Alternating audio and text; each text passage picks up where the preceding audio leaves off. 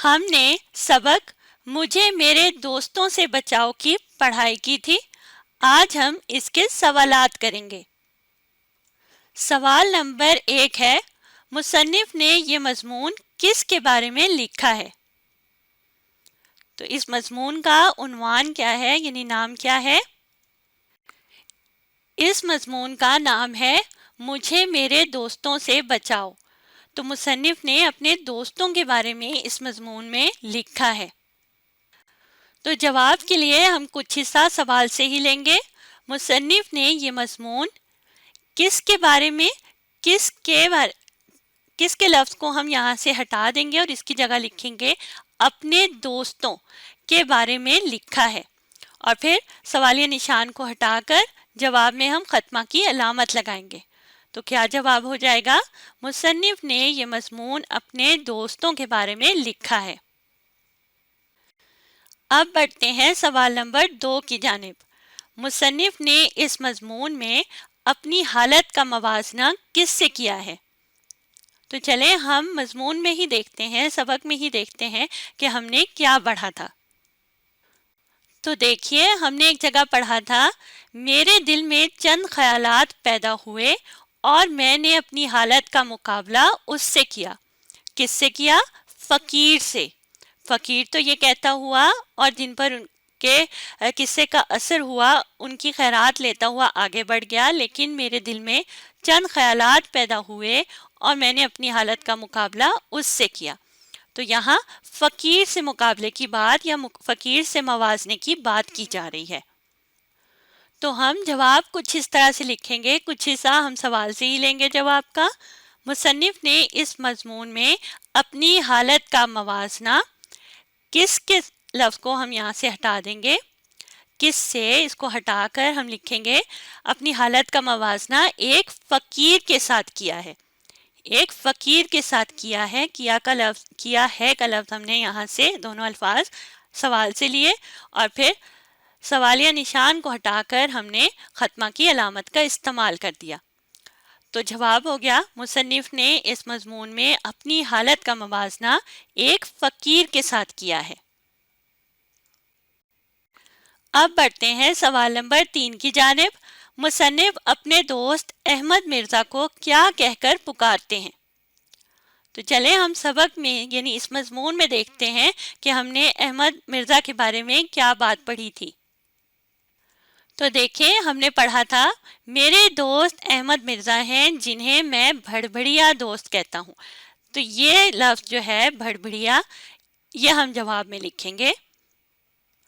تو ہم جواب کچھ یوں شروع کریں گے، مصنف اپنے دوست احمد مرزا کو کیا کا لفظ یہاں سے ہٹا دیا اور اس کی جگہ لکھا احمد مرزا کو بھڑبھڑیا کہہ کر پکارتے ہیں۔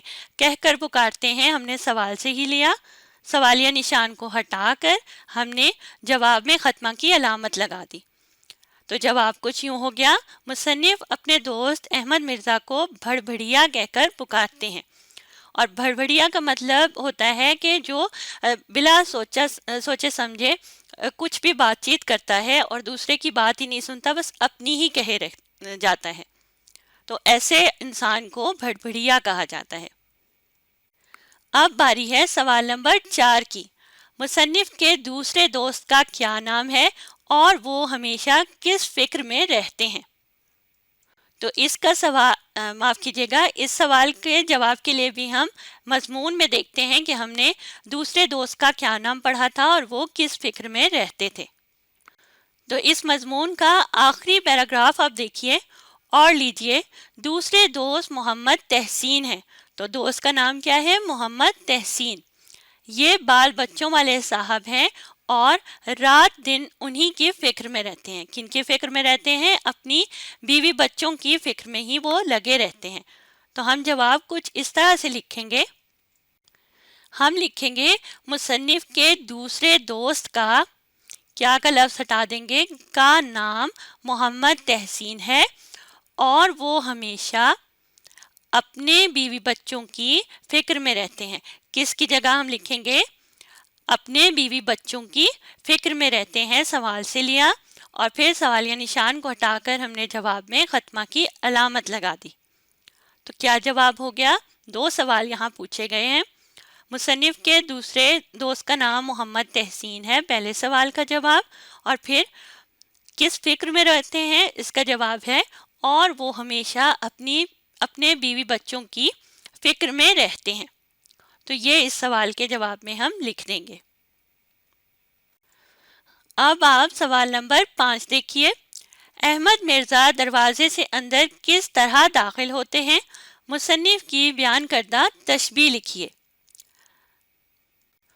तो चले हम इस सवाल का जवाब सबक में से यानी इस मजमून में से तलाश करते हैं। तो हमने इस मजमून में एक जगह पढ़ा था, ये कहते हुए वो ऊपर आते हैं और दरवाजे को इस जोर से खोलते हैं कि गोया गोला आके लगा। तो ये तशबीह है, गोया गोला आके लगा। गोला आके लगने का मतलब ये नहीं कि कोई धमाका वहाँ पे हो जाता है, लेकिन उन्होंने तशबीह ऐसी इस्तेमाल की कि वो इतने ज़ोर से आते हैं, इतना शोर मचाते हुए वो दरवाजे से दाखिल होते हैं कि जैसे एक धमाका हो जाता है या गोला आके लगता है। तो जवाब का कुछ हिस्सा तो हमने सवाल से ही लेना है। अहमद मिर्ज़ा दरवाजे से अंदर किस तरह, किस की जगह हम लफ्ज़ लिख देंगे इस तरह दाखिल होते हैं कि गोया गोला आके लगा हो। और फिर हम लिखेंगे कि यह तशबीह है और इसको किस लिए इस्तेमाल किया गया है।